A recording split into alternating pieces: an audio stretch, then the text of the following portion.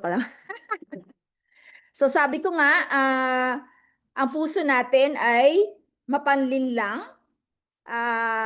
Pati si Satan gustong-gusto niya na tayo ay deceived. Sino ba ang magbe-benefit pag tayo ay deceived? Sino bang matutuwa? So gusto niya talaga ay manatili tayo sa malayo sa Diyos o kaya hindi tayo kaaya-aya sa Diyos. Gusto niya talaga ay may mga ano tayo na talagang gusto niya makikita natin na okay tayo kahit hindi tayo okay para siya ang mag-benefit kasi ayaw niya na bibigyan ng praise ang glory ang Panginoon Diyos. Gusto niya magkaroon siya ng kasama sa misery niya. As a nagdamay, gusto niya may kadamay siya kahit Christian. Sige, kahit Christian na kayo ha. Pero at least di kayo masyado mag-grow sa inyong Christian life para habang nandito kayo sa lupa, hindi niyo masyado sundin ang kalooban ng Diyos, hindi niyo ma-benefit yung mga benefits ng totoong growing na Christian.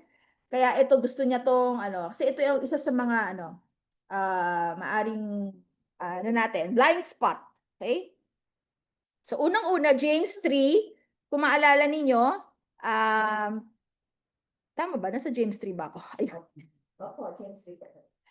So, mula nung chapter 2, ang pinag-aralan natin, ang pinaka-ano natin sa James chapter 2, faith without works is dead.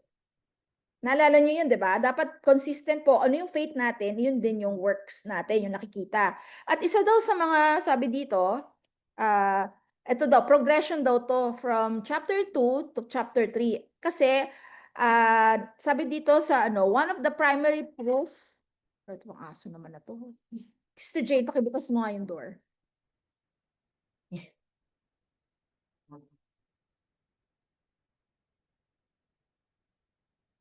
So sabi dito, one of the primary proof daw na totoo ang faith natin ay ang pinakaano daw sa pananalita. Ayan. So kita nyo doon, may pananalita. Medyo tayo ay nagkakaroon ng issue. So, unang-una daw sa first part, hanggang 12 na lang tayo, hindi natin abutin yung last part ng chapter 3. Sabi dito, meron daw power, pakapangyarihan at danger, peril, yung sa ating mga dila. So, unang-una, sabi dito, ayan. Sino ba yun? Si Edith daw po. Kasi nag-dito dito sa Edith naman ako lang. Sino yung audio? Na-off mo? I-off ko. Dahil kasi narinig. Okay, sige. Okay. Nakamute ka naman. Okay, so, ba't may parang ano? May echo.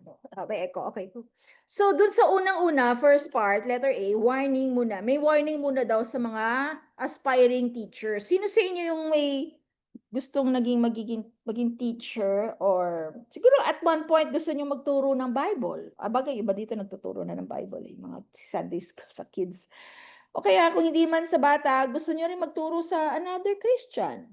Sino ba sa inyong desire kahit noon o kahit noon pa, ngayon hindi na, o at one time naisip niyo yon? Baka naisip niyo yun, ano, siguro naman, di ba? Totally wala. Oo, naman na ni Sister Diana. Okay, sige. Pero sabi nga dito, discourage ba kayo dito? Ano sabi doon sa verse 1? Naka-discourage ba siya o hindi? Not many of you should become teachers, my sisters. For you know that we who teach will be judged with greater strictness. So ano yung, na-discourage ba kayo o hindi? Mahirap pala, no? Hindi pala ganun kadali. Tapos, kung teacher ka na, Sister Yvonne, anong reaction mo ngayon? Teacher ka na eh. So siguro sa inisipin mo, nagbago, hindi yata ako dito. Joke lang. You will be judged more with greater strictness. Mas ano daw ang ano mo, responsibility mo, 'di ba? So, in context sa early church, nung Acts, no, sa first church natin. Ang teachers daw, didaskaloy, mataas daw yung position niya of high honor. Ngayon kasi tingin mo sa teacher, kunyari, teacher sa elementary, high school, parang wala lang, 'di ba? Sa Pilipinas to ha, sa ibang bansa, first world, maganda ang teacher. Stable job, ngayon sa US, sa Japan, mga ganyan. Matataas ang ano nila, income compared sa iba. Maraming mga benefits. Tapos high honor talaga. Sa atin lang medyo bawala ng ano. Pero yun ang ano nila, lalo na yung first early church. Maganda yung may high honor at mataas ang magandang influence nila sa ibang tao kasi teacher ka eh. Sino ang tinuturuan mo? Bata man, inuhubog mo yung murang isip nila, pagka malaki na, teenager, hanggang kunyari college naman, binibago mo yung pag-iisip nila, malatata siya maganda yung influence mo, malaki. Kumbaga, wide ang influence. Hindi lang isang tao yan, may isa ba namang classroom na isa lang ang estudyante? Wala, di ba? Pihira yun. Yung normally, ngayon, ilan na? 40, 30, 20, ganyan, di ba? So, malaki talaga ang, ano, ang tingin nila sa pagiging teacher. So, ngayon, sabi dito, anong next ano natin sa pagiging teacher? Tayo, mag-move yung slide ko. Nandiyan yung ano, no? Ayun, ayun. So, ang sabi dito, nung una, marami daw gusto maging teacher because of, ano reason? High influence. Okay, sweldo. Ayan, nakalagay na High dyan. influence po. Mali yung reason nila, no? Sa pagiging teacher, nga, Bible teacher. Bible teacher na lang pag-usapan natin, ah. Prestige pa rin. Pride. Anong pride? Bakit pride? Maging Bible teacher sa church. Bakit pride yun? Look up na po. Oo, sabi, ay, spiritual siya. Sabihin, nakakapagturo siya ng Bible. Ibig sabihin, may alam siya, di ba? Hindi ka lang may alam, magaling, nakatuturo mo pa yung alam mo. Kasi marami namang iba, maraming alam, pero hindi naman sila kagaling magturo. Tatanggapin natin na dapat meron din naman, kahit matagal ka ng Christian, pero meron talagang hindi marunong magturo. Huwag nating isipin na, ay, tagal mo na, sister, ano, dapat magturo ka na. Hindi ganun yun. Meron din kasing tao na kaya niyang i-simplify ang Bible truths. Na iba kasi nagbabasa lang eh, the Bible says, ganyan, okay? Ganyan. Tapos, turo na ba yon? Turo na ba yun? Sinasabi na yun? Reading lang. Hindi, di ba? Kasi, ano mo, ini-influence mo yung tinuturo mo ng Bible na sumunod kay God. Ito yung Bible, expound mo yung nasa Bible. Ito, details. O, yan ibig sabihin. Ngayon, paano, next, in-encourage sila na gawin nyo tong kay God, yung sundin nyo siya. So, iba talaga ang teacher or ano, cell leader or ano. So, kumbaga, hindi lang kahit sino pwede. Pangalawa, prestige daw. Yun nga sabi nyo. Mas parang ano, may position siya. Paano pa? Desire to control. Yun yung reason nila nung nung early church. Kasi nga meron kang parang disciple lang dating mo, susunod-sunod sila sa akin. Ibig sabihin kahit anong sabihin ko sa kanila, upo, tayo. Parang aso. Hindi. O sige, gawin niyo to ha. Punta kayo dito, punta kayo. Susundin yata sila. Parang tingin ko ganun yung intindi nila nung pag may teacher, di ba? Mali daw yun. Yun ang maling reasons talaga noon. Siguro kung dating gusto niyo maging teacher kasi feeling niyo parang, wow, magiging ano, angat ako. Mali yun, mali yung reason na yun. Kung yun lang ang reason mo kung bakit mo gusto maging teacher. So, sabi dito, we all stumble, eto na, sabi ni James, we all stumble in many ways. Sinama niya yung sarili niya, we. Hindi lang kayo. O kayo marami kayong kasalanan Hindi ganon. Ako din, ako kasama ako. Pati ako nag-i-stumble ako dito sa light area na to. Ako, kahit sabi mo nagtuturo nga ako pero mas malaki ang responsibility ko kaysa sa inyo. So pag ako nagkasala sa area na to, mas malaki ang aking tutuusin kay God. So, ang sabi dito, if anyone does not stumble in what he says, he is a perfect man, for also he is able to bridle his whole body. Anong sabihin nun? Anong sabihin nun para sa inyo? If anyone does not stumble. Okay. Sorry meron pa pala akong ano. We all stumble in many ways, sabi nga. Everyone we sin, lagi tayo nagkakasala at ang specific area na madalas tayo daw mag-stumble ay, naisip ni James ay sa speech. Pananalita. Yun. So, kanina ba nung gumising kayo hanggang ngayon, meron ba kayo nagawa na sabi. Tingin ninyo na mukhang ano, o kaya mula kahapon, sige sabihin natin mula kahapon. Oh. So, meron ba tayo naging kasalanan sa pananalita natin? Ako kanina, nasigaw ako si Jason. Na-react ako na habang nagda-drive kasi nga, di ba? Ah, talaga, kitang-kita yung nawawalan ako ng presensya, talaga sa syempre siya parang, okay, mag-relax ka na, but how can I relax? Sabi niya, sinisigaw ko daw siya. Sabi ko, okay, sorry, I have to control. Kasi natatakot ako, syempre, takot mo na parang mababangga niya, o magagasgasan niya yung kotse, or talagang gano'n ako. So, parang, syempre, dapat, kalmado din yung puso ko, Lord, kayong bahala. So, mali talaga yung aking pagsisigaw, yung aking reaction, siya tuloy na nararatel, di ba? So, marami tayong ano talaga sa, ano natin eh. So, mamaya, anyway. Sabi dito, anong sabihin ng if you do not stumble daw, sinasabi mo, perfect ka na daw, ikaw na. Ikaw na yun. So, yun ang sinasabi niya, pagka sinabi mong ikaw ay magaling na sa iyong pananalita, aba, wala na ako masabi, perfect ka talaga. 100%. Ganon, yun ang sinasabi ni James. Ano naman to, aso?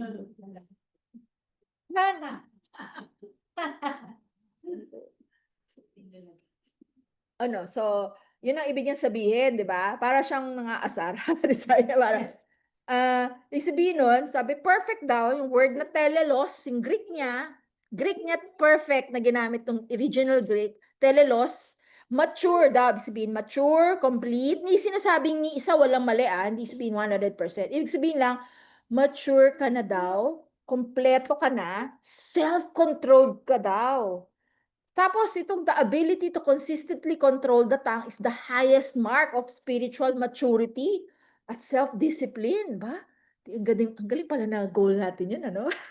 Yung pala ang proof natin na tayo ay maayos na talaga. Kung yung speech daw natin, yung pananalita natin ay maayos. Okay? Imagine mo, ito daw ang proof na tayo ay mature at disiplinado. Self-discipline. Totoo ba yun? Naniniwala ba kayo doon? Paano kung sabihin ko, ay, hindi na nga ako nagsasalita eh. Ganyan lang ako. Wala akong kasalanan sa aking pananalita Kasi, pwede ba yun? Disiplinado naman ako, hindi ako nagsasalita. Kahit galit na galit ako. Ganyan lang mukha ko. Pero wala akong sinasabi. Pwede ba yun? Actually, sabihin mong pinipigilan mo, may point din na bibigay ka. Yung tipong pinipigilan mo ngayon, pero may iba dyan, puputok na lang bigla. Bigla na lang silang para silang Hulk. Ay, Hulk, diba? Pero akala lang nila sa una na pipigilan nila kasi nga yung puso yung puso. Tapos pag pumutok na yung puso mo, sa dami na nung pinigil mo, lalabas at lalabas din yan. O kaya, pwedeng lumalabas sa maliliit na bagay. Pwede ba yon yung hindi siya, hindi siya outright na nagsasalita ka, pero pailalim, pwede bang magsalita ka pero pailalim? Hindi halata. Hindi halatang paano? Paano? May paraan ganon? May ginawa niyo na ba dati yon? Parang ayaw mo pakitang galit ka pero may paraan kang iba para mapakita na inis ka or makikita yung galit mo. Makikita sa ano mo, Sister Del, sa mata. Parinig. Tsaka Oo, sa parinig. Oo, ano yun? Yung parang sarcastic na kala mo may laman. O may sabi ka na paparinig kayo may laman pala. Parang sa tingin ng iba hindi mapapansin, di ba? Kala nila, ano ka lang, ay, pinaparinig ka, ganyan. Pero yung pala yung pagpuri mo, may laman. Uy, ang galing-galing naman ni Sister, di ba? Sister Nene.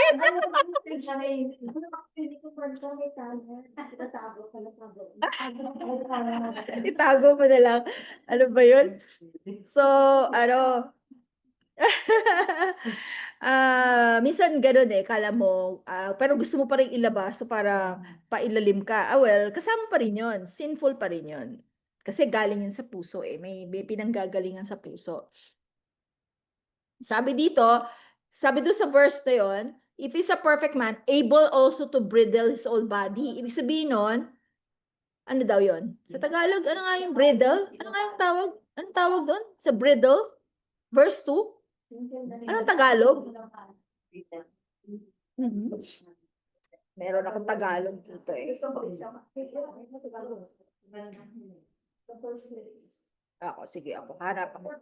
Marami akong version dito ng ano eh, ng Tagalog. Kapag maraming mga bagay, pero lahat ay nangangatisod.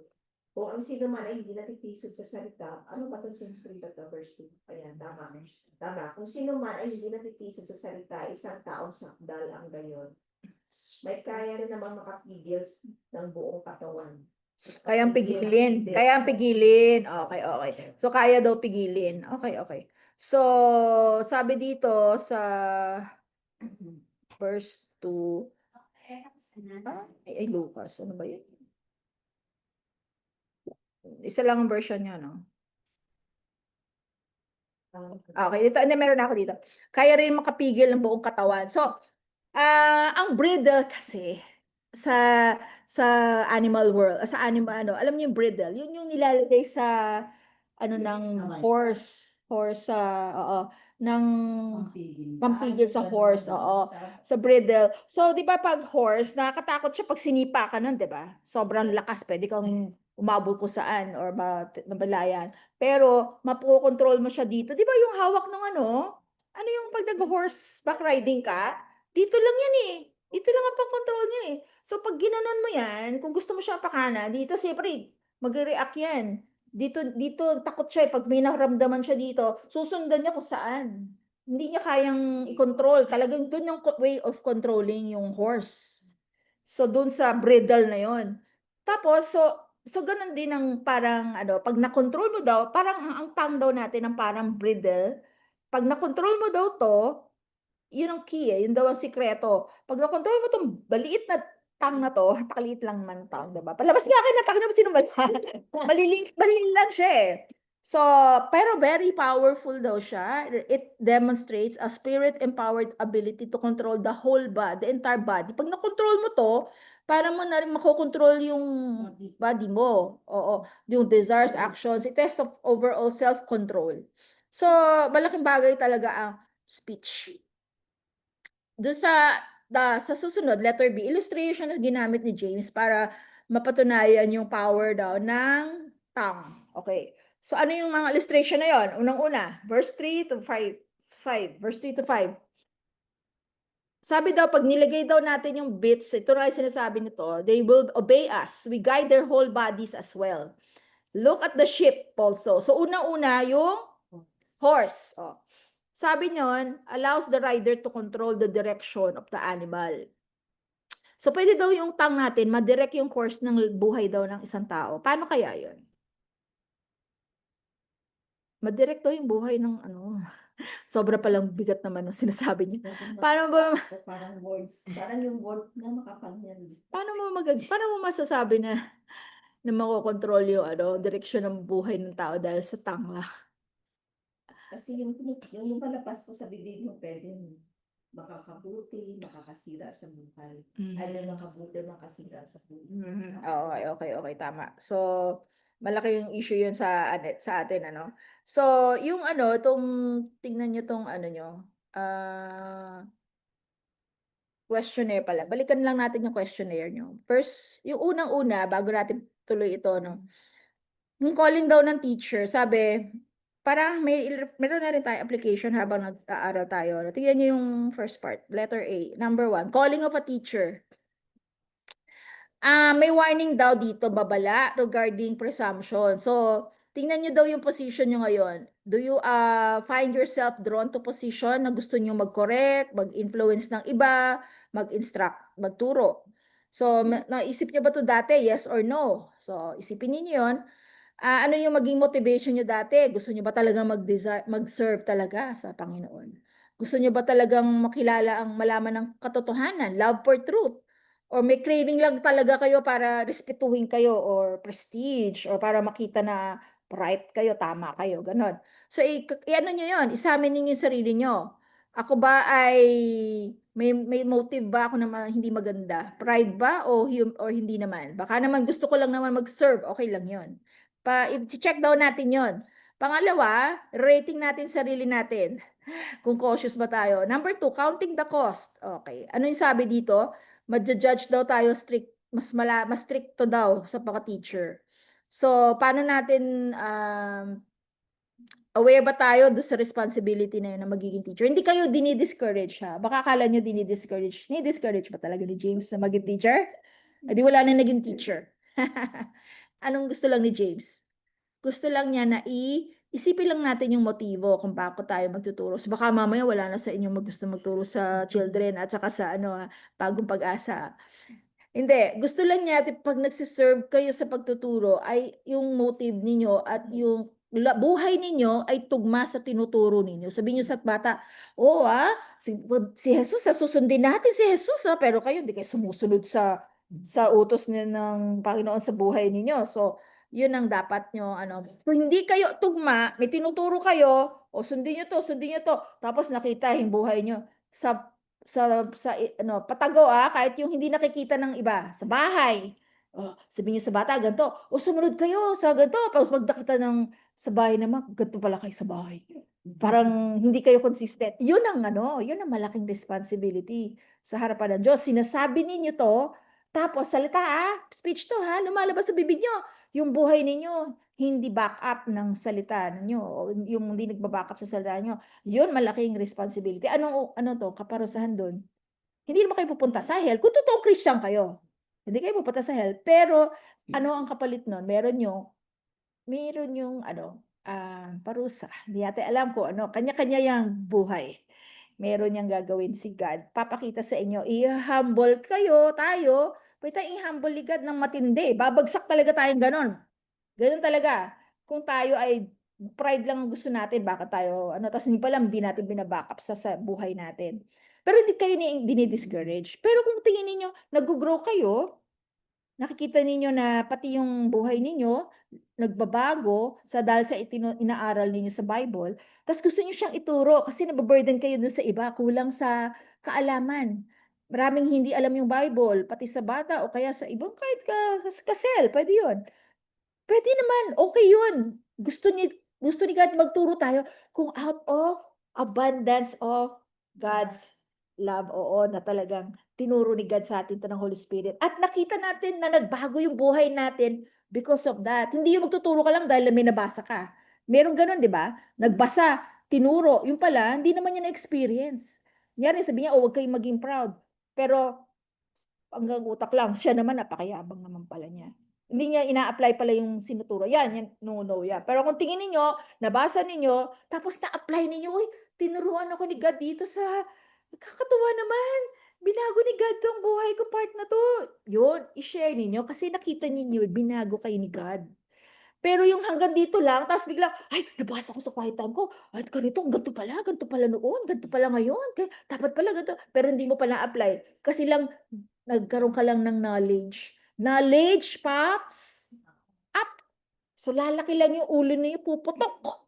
Pero hanggang dito lang. Kaya hindi dapat kayo magtuturo kung hanggang dito lang. No, no, no. Malaki ang responsibility natin pagka ganun. So, please, pero kung ang tingin ninyo, tayo pala ay tinuturuan ni God, pati buhay natin, Lord, nakita ko yung bago kong last year. Magagalitin ako. Last year, ano ba tayo last year? Ano tingin niyo nagbago 1 year from now, last year? Kung tayo ay, kunyari, mayabang, konti na lang ngayon. Baka naggawa mo na, mayabang pa rin naman tayo. Diba? Hindi naman nawawala minsan yung pride. Pero iba namang aspect, di ba? Ano pa? Sa bahay, hindi na kayo ganun ka. Katamaran. Oo, malaking bagay yun sa kamaran. Ako, yan. So pagka ganun, na tinuruan na tayo ni God, tapos pwede nating i-share. Kasi parang testimony na natuto tayo sa Word ni God, tapos yung Holy Spirit na binago din tayo. Yun, I encourage you to teach pagka ganun. I-share ninyo. Pero yung wala, parang hanggang dito lang sa utak, please. Wag nyo na kasi napakalaki ng responsibility natin sa harapan ng Diyos. So, susunod daw sorry, nandun tayo sa questionnaire pala, no? Sorry, Tuloy natin. Number 3, universal stumbling. Saan na tayo laging bumabagsak? We all stumble in many ways. How does acknowledging your own propensity to sin humble you and make you more gracious when you are called to teach or correct others? Ayan. So pag tayo ay, paano ma-explain to, Sister Yvonne? Tinuruan na daw eh. Yung number 3. Yung number 3 sa questionnaire. Okay. Because takes into himself. How does acknowledging your own propensity to sin humble you, make you more gracious when you are called to teach, kunyari, or correct others? Alam mo kasi na nagkakasala tayo lahat eh. Paano daw yon? Yung questionnaire, para pag nagsagot kayo, alam niyo na yung ibig sabihin ng tanong. Pag alam mo daw na tayo ay prone na mag-stumble o magkasala, ano daw? Pag nagturo ka na ng iba, mas gracious ka. Hindi yung, uy, dapat gawin nyo to. Gawin nyo yan, ha? Ito yan. Dapat, ka na, yung humbled ka na, paano? Ako din. Oo, ako din. Actually, hindi lang kayo, pati lahat tayo nag-i-struggle dito. Hindi tayo parang nagtuturo na parang, ikaw napakataas mo. O ako na talaga, na-reach ko na ang peak. Kayo, sige, galingan nyo. Hindi ganon. Para kahit nagko-correct tayo sa iba, ay ito. Oo, parang ganon. Pag nagko-correct din tayo sa iba, ayaw yung iba mag-correct. Ito naman kasi iniiwasan na marami to yung nagko-correct. Bakit kayo nag-iiwas na mag-correct ng iba? Ito. When you are called to teach or correct others, bakit kayo nag-iiwas mag-correct ng iba? Pag nakakita kayo ng fault. Baka magalit. So, pag nagalit, anong ibig sabihin nun? Natakot ka magalit? Pleasing. People pleaser. Paano yon? Kung totoo namang mali. Pero wag yung preference nyo lang. Kasi, ayoko nang nagsusuot ng ganyan. Masisikip. Sasabihan mo, sis, wag ka magsuot ng masikip. Yung pala preference mo lang yon. Hindi naman sin eh. Kung wala namang, alas yung nakikita ng kaluluwa niya, okay lang yun. Wag nyo sabihan nyo yun. Pero kung kunyari mahaba naman, masikip lang. Parang preference mo lang. O kaya yung pananalita niya matinis lang yung boses niya. Ayaw mo lang na nakakarinig ng matinis. Ay, sister! Ang ganda naman na, hello, morning! Ayaw mo nung matitinis. Hindi naman kasalanan yun. Kung ganun talaga yung boses niya. Kung sin. Pero kahit yung iba tao, yun nga ang problema. Sin na nga, sa harapan niya na sin, ayaw niya mag-correct. Kasi sabi ni Sister Diana, natatakot na magalit sa kanya. Dati, binibigyan siya ng mangga. Pahingin mangga. Pahingin mangga ba yan? Pahingin. Daw sila pag na. Maasim, hindi. Iba lang yung FO. FO na kayo pag nasabihan. Alam mo yung FO? Anong FO? Friendship over. Friendship over. Talaga. Pag, yun nga, ayaw mo na kasi, ayaw mong may nagagalit sa'yo na tao. Gusto mo lahat ng tao friends with you. So, paano ngayon? Fear of man. Ako, fear of man. Hindi lang gusto mong i-please yung tao. Ayaw mo lang talaga. May fear of man. Katakot sa tao na may magagalit sa kanya. So, tama ba yun o hindi? Kung kailangan i-correct, tapos nababother ka, sasabihin ko, hindi na ako nababother. Kakalimutan ko na, wala na sa akin yun, okay lang yun. Kahit ano, may sinabi siya sa akin negative or, hindi na. Pero, ayaw mo lang palang kausapin. Kaya sabi mo, wala na yun sa akin, pero pag nakikita mo siya, lagi kang, naiisip mo lagi yung ginawa niya sa'yo, pag binabastos ka niya or something, kung ano man yung ginawa niya masama sa'yo. So, hindi mo, kunwari, kakalimutan mo na, patawad mo na, pero sa totoo lang, hindi mo pala napatawad. Kasi ayaw mo lang siyang, kausapin, So, importante talaga na tayo ay magsumunod sa Diyos. Yan, sige. Ngayon, pupunta tayo dun sa susunod na question dun sa questionnaire. Litmus test of maturity daw ay yung litmus test eh. Anong litmus test? Parang ano yun yung test daw ng meron ba tayong instances sa nakaraang linggo na tayo ay hindi natin na-control on speech? Ayan, magkaano kayo dyan? Sulat ninyo kung anong tingin ninyo. Ang question doon, I consistently demonstrate the self-control in view of my mark of my spiritual maturity. Okay. Kung hindi naman the whole time perfect, syempre, pag nilagay mong perfect, para ka namang ano nun, ano? Parang, oo, sobra naman, parang di yata totohanan. Anyway, number 2, power of the tongue, sa questionnaire pa rin. Direction of life, in what direction has your speech been steering your life lately? Towards peace, integrity, godliness, towards conflict, compromise. So, yung bang, minsan sa pagsasalita natin, nagko-compromise din tayo sa mali. Mali. Kunyari, inahayaan natin na umoo tayo sa isang tao na mali naman, ayaw lang natin kasing may makalaban, gano'n. Pero mali naman yung ano, nakikisama tayo sa kasalanan niya, ayaw natin siyang i-confront. So, ano doon? Yung pala yun. Pag hindi mo kinorek ang isang tao sa mali niya, ang kasama, ibig sabihin nun, nakiki-join ka sa kanyang kasalanan. Hinahayaan mo lang siya. Kunyari, nakakita ka ng tao, papunta siya, ano, parang, kunyari, bulag siya, may makita. Naglalakad siya papunta na sa baligin. Yung bangin niya napakalalim. Tapos naglalakad na siyang gano'n, nakikita mo na mali yung direksyon ng buhay niya. Sabi mo, ay, hindi, baka magalit siya sa akin. Baka ako ay, hindi niya na ako friendship over na kami. Ayoko na lang sabihin sa kanya, kahit nakikita ko mali yung direksyon ng buhay niya at mamatay na siya doon, niya mo na kaysa magalit siya sa akin. Ganon yun. Yun ba? Tama ba? Ganon ang ginagawa natin eh. Nagkakasala yung tao. May kasalanan na siya. Obvious.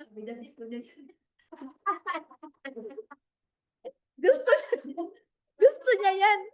Bulag nga eh. Hindi ka nakakita eh. Nabulag na siya ng kasalanan niya eh. Kala niyo okay siya eh. Sasabihan mo siya, pero kung hindi siya nakakinig. Okay lang kung hanggang sabi ka lang, hindi mo naman siya mapigilan. Kasi yung bulag nga, sabi mo, wag ka dyan. Kung ayaw niya makinig, wala ka nang magagawa, di ba? Oo, basta sinabihan mo at hindi ka nakiki-join in. O samahan kita. O parang, okay ka lang, okay lang yan. Oo. Ganun yun eh. Yun yung mali doon eh. Nasabihan mo na siya ng maayos, with love. Hindi yung hindi yung parang nang-aasar ka or parang pinuput down mo siya. In love, sister, ako talaga, concerned ako sa'yo. Or sa pamilya mo, mali. Si Cookie yata. Si Cookie yan. Parang nasabihan mo na ng maayos at pinag-pray mo, tapos kinokorek mo siya lovingly, sinasabi mo yung from the Bible, ano yung mali, tapos wala pa rin, okay na yon, wala ka ng responsibility doon. Tapos pinapag-pray mo pa rin naman siya kahit na hindi siya sumunod sa iyo initially, pag-pray mo pa rin. So pag may pagkakataon, encourage mo pa rin siya. Pero wag mo siyang hahayaan na as if okay yung ginagawa niya. Sabihin mo na lang, sige na nga, ayaw mong sumunod, sige, okay na lang, balik na tayo sa dati. Parang gano'n, di ba? O sige, sasamahan mo siya sa kasalanan mo, sasamahan mo pa siya. Encourage mo pa siya, parang bibigyan mo pa siya ng Hindi, i-discourage mo pa rin kung akaya. So gano'n 'yun. Kailangan talaga ay hindi tayo makikisama. Isipin niyo na lang illustration na 'yan, hindi kayo magko-correct, kasalanan yung ginagawa niya, hinahayaan mo siyang pumunta sa bangin at kung hindi siya Christian, hell. Kung Christian siya, magiging miserable yung buhay niya as a Christian. Hindi niya ma-enjoy yung benefits ng Christian life. Okay? Ng having a spiritual walk with God. Okay, next. Ano yung susunod na tanong?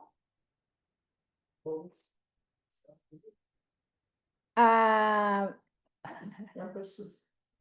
Number 6. Number 6 na ba? Number 5.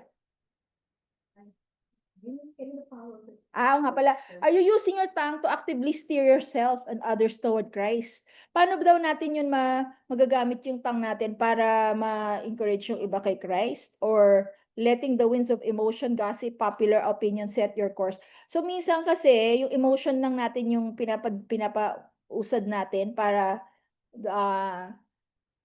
doon sa ibang tao. So, gagamitin natin yung tongue natin to encourage others towards Christ. So, gayon din, pagka yung may kakilala tayo sa church or other brethren sa ibang church, pwede naman natin silang encourage using our tongue. Using our tongue, no? Next, my words consistently steer my life. Okay. Number 6, boasting of great things. The tongue boast of great things. What do your words typically boast about or amplify? Ano yung mga usual lumalabas sa bibig mo? Yung mga nagawa mo, ay ako, nung Nung ako nagpapalaki ng anak ko, kasi malalaki na yung mga anak niya, 'di ba? Naku, nagpapalaki ako no'n talagang ano, mas stricto ako, talagang sumusunod sila sa'kin. 'Yun ba yung pinagmamalaki mo yung mothering ano mo, parenting skills mo or ano pa ba, mga pinagmamalaki natin. Siya sa university. Napag-aral ko siya, napagtapos ko lahat ng anak ko. Ikaw nagpatapos, ikaw lang. Hindi si God.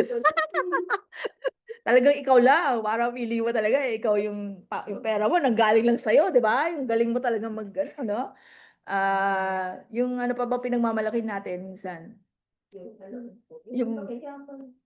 yung failures daw ng iba. Ano yun, paano mo binabanggit yung iba, pinasalita mo sa iba yung, "Ito si ano, tignan mo siya, ganito nagawa niya kaya ganyan ang buhay niya." Yung failure ng iba, sinasabi mo sa iba, galing din yun sa pananalita,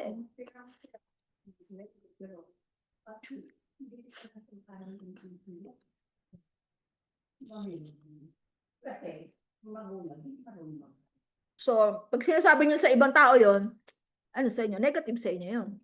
Kasi sinisiraan niyo yung iba. So, ibig sabihin nito, lumalabas ba sa bibig mo, puro criticism tungkol sa ibang tao, o panglalait o pangbababa sa kanila. O ang more of lumalabas sa isip mo yung God's goodness, o Hindi, sister, halimbawa, sinasabi mo lang isa. Diba, mga anak mo, parang Ginagawa ko ikaw rin mag-praise sa sarili mo, di ba? Ginagawa ba yung examples na depende sa motive ninyo. Kung ang motive ninyo is para magturo, okay lang. Pero kung ang motive ninyo is siraan siya, o sa inyo yun, kasi motive nyo yun, hindi natin alam. Ngayon yung lalabas ba niya, Sa praise sa sarili mo. pwede din yun. Nasa sa inyo yun. Search nyo yung puso natin. Search natin ang puso natin. Ano ba motive natin? Bakit natin sinabi yun? Si God nakakaalam. Pangalawa, pag sinuri mo din, parang tinataas mo sarili mo. Pwedeng ganun ang lumabas Ako, hindi ako ganyan. Sila ganyan. Di ba? Pwedeng ganun maging careful tayo lahat pag nagsasalita tayo ng criticism sa iba. Kaya nga medyo ano yan dalawang doble cara yan, di mo alam yung puso mo. Kala mo, gusto mo lang turuan yung iba para example, huwag niyong gayahin to para hindi kayo maging ganyan. Pero yung pala, gusto mo lang itaas yung sarili mo. So talagang medyo tricky yan Kailangan tingnan niyo yung heart ninyo. Bakit niyo sinasabi yun?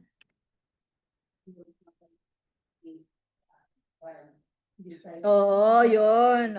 Bakit ako hindi naging katulad nun? Sobra praise God, Lord, tinuruan mo po ako. Yun yung dapat na isipan natin. Huwag nating isipin lang na ida-down lang natin yung ginawa ng iba sa buhay nila. Tapos sa tayo, ay buti tayo ganun. Pero hindi, Lord, praise God, hindi ako naging ganun. Ang ibig sabihin nito, kung wala kayo, magiging ganun din ako. Yun ang ibig sabihin nun. Kung wala kayo sa buhay ko, hindi ko kayo nasunod, ang walang Holy Spirit na nag-aano sa akin, mukhang ganyan din ang mangyayari sa akin. Magiging ganyang nanay din ako. Pwedeng ganon. So, lagi niyong isipin niyo, kaya tulad nga pag may nagsisin at nyari na-excommunicate, Lord, ako din pwede akong magagawa ng ganong kasalanan. Huwag niyong isipin na, naku, grabe, bakit niya nagawa yun? Talaga, ganyan, ganyan. Lord, ako, kung wala kayo sa buhay ko, sigurado ganon din gagawin ko. May unbeliever din akong boyfriend. Baka naliligaw ko mukhang sinagot ko na. Anyways, so isa pa, yung anxiety ba ninyo laging lumalabas sa isip, sa bibig ninyo? Yung anxiety ninyo? Ano na kaya? Ano na kaya? Mga kaya. Ay, no, mga ganon. Kaya si sister na, nalala Nawala na yung video mo. Hindi ko nakikita yung reaction nila. Na-ouchie ko siya kasi Sige, yaman na. Okay. Kaya nag-stop ko. Nagasabi si Esh. Sige, okay lang. So, ganun na. Isa pang sa questionnaire. Questionnaire tayo complaints. Yung ba ang lumalabas sa bibig niyo madalas nitong nakaraang linggo? Ilang beses lumabas ang pag-complain? Sige nga.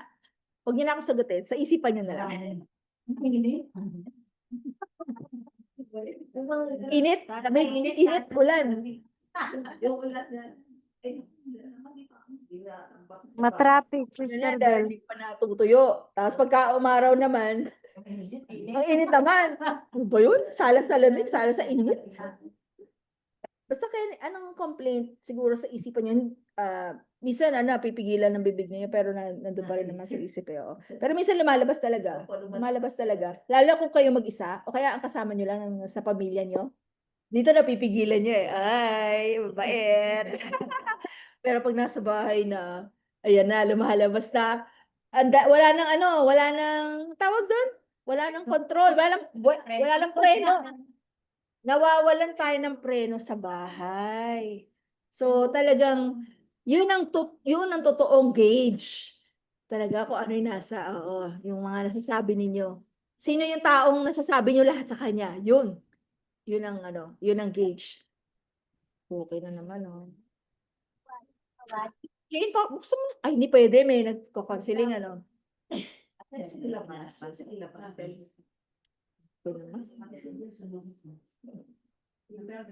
Stephen, si James nandiyan. Sis, cooking ako no. Anong pakilas? Hindi, wala may counseling sa loob. Kailangan si Cookie ilabas eh. Cookie! Cookie! Cookie, Cookie! Go out. Lika, go out. Alagaan niyo muna.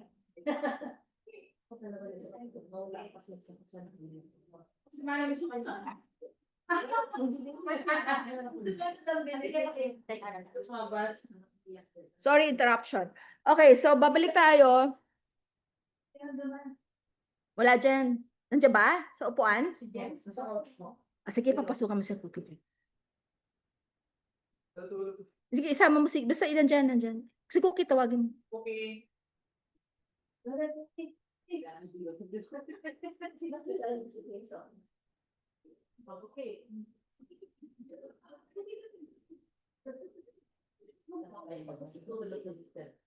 Ang tayo dito si Coffee.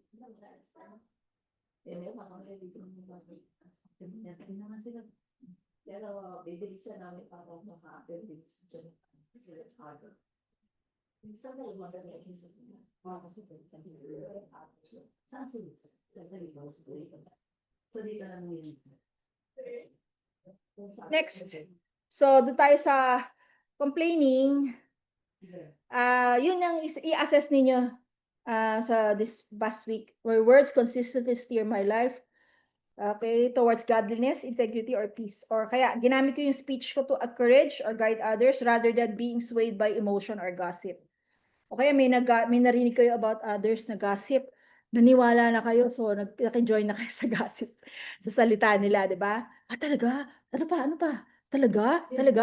O, di ba? So, ba tayo? Naniwala ba tayo sa gossip? Na naki-join in ba tayo sa kasalanan? Nandun pa tayo sa 6. Number 6 na questionnaire. Sa questionnaire, boasting. Kasama yun eh. Tapos yung boasting. Number 4 pala yun. Ay, bakit gano'n? Iba-iba yung time ko. Okay. The great things my tongue boasts about are, is it character, others' virtues, thankfulness, not my own accomplishments or complaints. Ayan. Okay, so pupunta tayo dito dito tayo sa PowerPoint muna. Balik tayo sa PowerPoint. So, ang second illustration na ginamit dito ay ay mag-go. Yung ship daw, napakalaki na na barko. Sino na sa'yo naka ng barko? Yung mga papunta ng Visayas, malaki, di ba? Pero sino ang doon? Nagko-control? Anong ginagamit pang control ng captain? Maliit lang na yun daw na steer, oo, may steer sila na gano'n, di ba?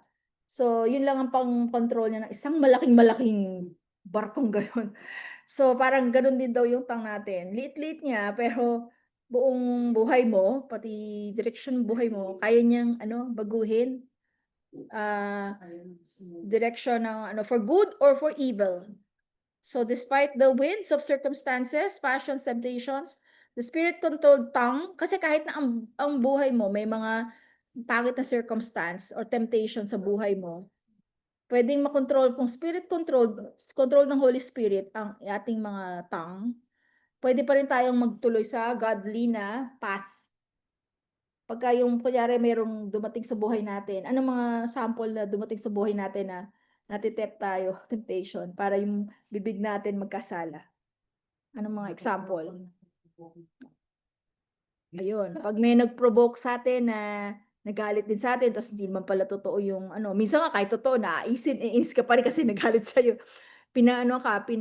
Sa lahat ng maraming tao, ikaw ay pinahiya, oo. O chinismis ka sa ibang tao na mali naman, kahit minsan tama. Magagalit ka pa rin kasi, paano ko pinapakailaman sa buhay ko, chinichismis niyo ako. Di ba? Gagalit ka pa din, di ba? Oo. So kahit na gano'n ang ginawa sa'yo, anong sabi dito? Pwede pa rin daw tayong with the Holy Spirit, ikokontrol yung taong natin at heart natin, magpatuloy pa rin tayo sa godly path. Hindi tayo kailangan magkasala. Hindi mo pwedeng sabihin, Lord, pinadala mo yung taong to sa buhay ko, kaya ako naging ganito eh. Pwede niyo ba sisihin si God doon? Itong anak ko, talagang grabe tong anak ko na to, kaya ako laging galit eh. Kasi binigyan mo akong ganitong anak eh. Pwede pa yun?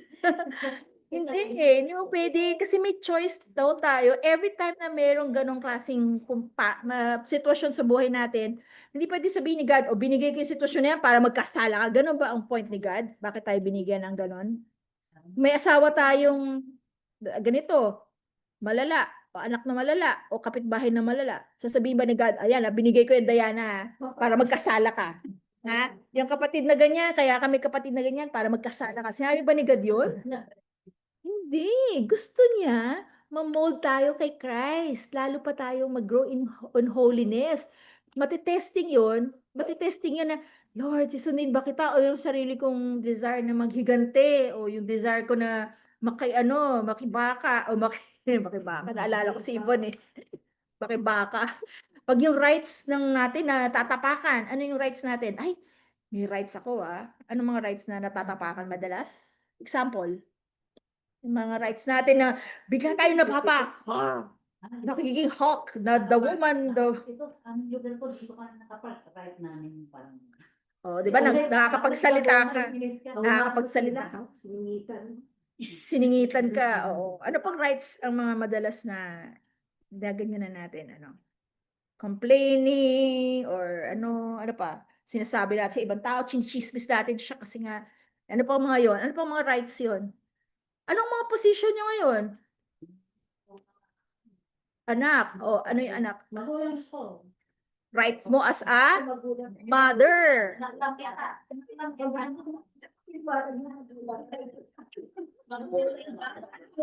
Magulang ako, yung pala. Magulang. Kayo talaga? Ikaw talaga, ginagamit. Sasabi nang buti hindi ganun ka utak yung anak niya, no? Magulang ka eh, kaya magulang ka talaga. Umutakan mo ko. So, yan ang madalas yan, pag si James, hindi ako sinusunod, feeling ko talaga parang, hindi mo ako nirespeto. Bakit si daddy mo, lagi ko sumusunod, ako hindi. Saka yung takot ka sa kanya, sa akin, hindi ka takot. Ano yun? Parang ano yun? Anong klaseng yun? Pag ganon. Respeto sa iyo as a nanay. Feeling mo, ginawa niya yung sa'yo dahil ni kanya nire-respeto at yung rights mo ay tinatapakan niya. Pero anong totoo nun? Bakit hindi tayo sinusunod na anak natin? Kasi magkasalanan sila. Yun talaga yun. Huwag yung pinipersonal. Yung problema doon kasi, pinipersonal mo, bakit ganyan ako? Wala eh. Talagang makasalanan siya. Kaya ngayon, pag gano'n, hindi dapat natin yung gagawing personal. Paano yun? Kung talagang, isipin natin, talagang makasalanan siya. Yun, period. So, kailangan niya si Christ. Yun. So, tayo naman, ini-insist natin yung rights natin. Ano ngayon ang tawag sa atin? Rights ko yun as a nanay. Si God ba, ganun ba ginawa ni God sa atin?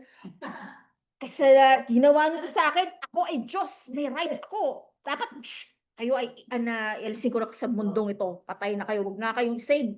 Punta na lang kayo sa hell, visit kayo. Ganun ba si God sa atin? Ganun ba si God? Ganun ba si God sa atin nung nagkasala tayo? Inano natin yung rights niya as a God, tas inano, ganun din eh. Hindi eh. Kasalanan yun. Ni si God nga, hindi niya inano yung right niya eh. Alam lang niya makasalanan tayo, pero minahal pa rin niya tayo. At saka talagang niligtas niya tayo, ginawa niya tayo. Ganun din tayo sa ibang tao. Very gentle. Huwag nating ano yung rights natin. Sobra tayong, tika, alam, di ba pride yun? May rights ako.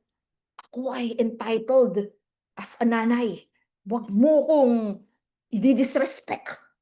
Matindi ka pag nirespect mo ko, pak, wala ka ng karapatan mabuhay sa mundo nito. Hindi na kita bibigyan ng gusto mo, ng mga kailangan mo. Di ba? Pwede ba yun? Hindi. Si God ang nagbigay sa'yo ng privilege, maging nanay. Yung pagiging nanay na yan, privilege yan. Hindi yan right.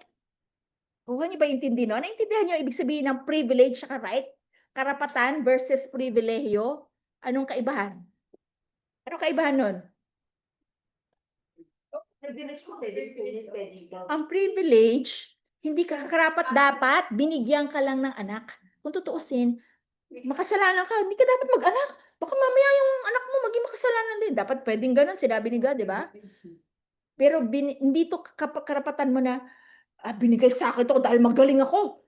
Magaling ako, binigyan ako ni God ng anak. Hindi ganun. Hindi tayo magaling. Wala, makasalanan tayo lahat. Oh, yun. Kaya nga, kaya ginagawa ng anak natin sa atin yun. Anong reason ni God? Para magkasala ka? Para magkaaway kayo mag-anak forever and ever? Hindi na kayo magbate? Magkaroon kayo ng bitterness forever and ever? Yun ba yun? Yun ba yun ang gusto ni God? Hindi. Ano? Sabi ni Sister Glory, Glory, Bioli.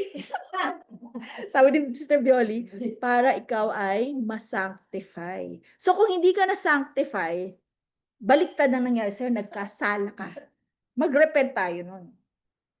Kayo, may anak pa tayong lahat dito hanggang ngayon, di ba? So, isipin niyo, ano ba yung mga moments na masyado nating in-insist ang ating rights, pero hindi pala talaga. Lord, patawarin mo ako. At siguro kung meron tayong naging ano sa anak natin, please, pwede pa natin i-correct. Pwede pa natin i-correct. Ang bayan, sister Delma. Mm. Punta ka pa lang sa uwi na. Yun. Ayun, sinabi ni Sister Malu. Sinabi ni Sister Malu kanina, di ba? It means pinapakita mo yung ano mo, elevated status mo. Oo. Lahat naman tayo may mga faults eh. Kahit na mas matanda tayo sa kanila. 75 na. Oo. Kahit na gano'n kalaki ang gap. Kahit na gano'n ang gap, pare-pareho tayo makasalanan. Di ba? Ganun yun eh. Makasalanan tayo kahit bata ka pa, ako matanda na. Makasalanan pa rin tayong lahat. Mm-hmm. So, pwede natin i-correct. Sister Jane. So, tingin mo yung dati naging mali yung pag-ano mo sa anak mo, pwede mo pa rin i-correct yun sa ngayon. Oo. Lalo pag naging Christian sila. Kasi medyo mahirap yung sa stage siya kasi hindi Christian eh. Pero kung naging Christian yung anak mo, totoong Christian, pwede mong i-ano yun.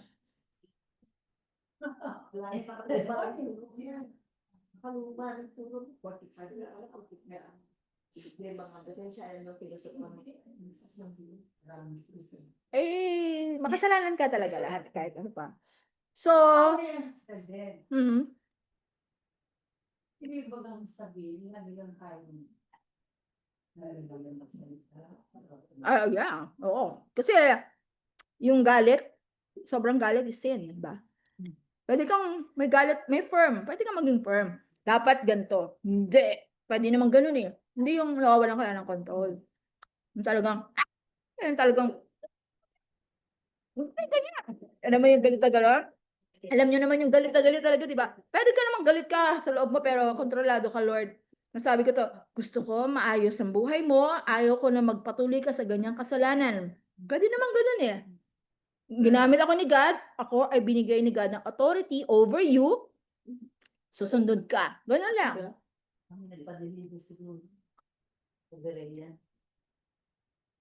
Marami tayong mali talaga. Kaya ako mali. Si James talagang gigil na gigil ako sa galit ni isang talaga.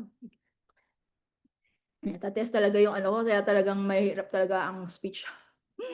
Mahaba talaga din ang ano eh.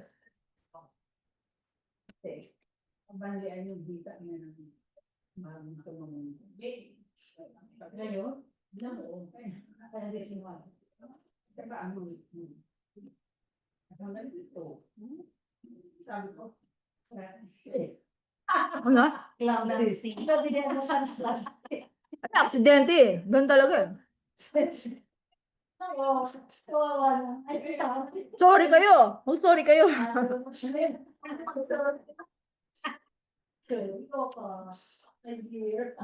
kaya nga inanay ko. Lambigin niyo na mamaya. Huwag na kayong sorry sa asawa, pati anak ha. Kala niyo ba, anak eh, anak lang yan, bakit mo sorry dyan? Kaya balik-balik. ayan, labas mo lang.